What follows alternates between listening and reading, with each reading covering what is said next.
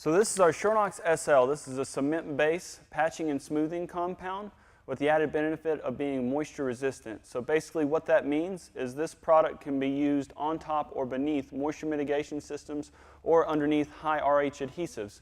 So if you're doing patching and smoothing over top of any joints in the floor, you can go ahead and use SL before putting your epoxy over top so you get a little bit better square footage out of your epoxy.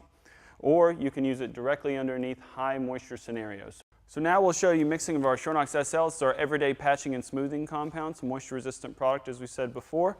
So this takes 1.9 liters of water. We recommend you mixing it with a drill. I know everybody has their own methods for mixing. This is just the one that we recommend. So now we'll go ahead and mix our product.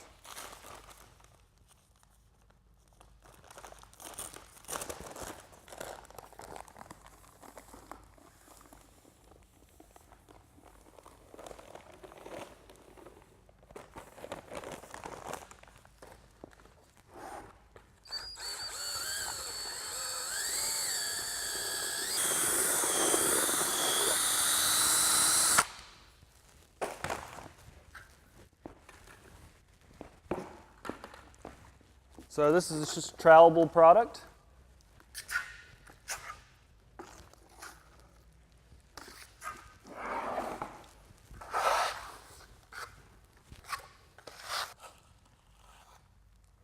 So your coverage with this material is right at about 85 square feet per bag, but that's measured at a 1/16 of an inch. If you're pulling it a lot tighter, of course like that, then you're going to see that you get a lot more square foot coverage out of it.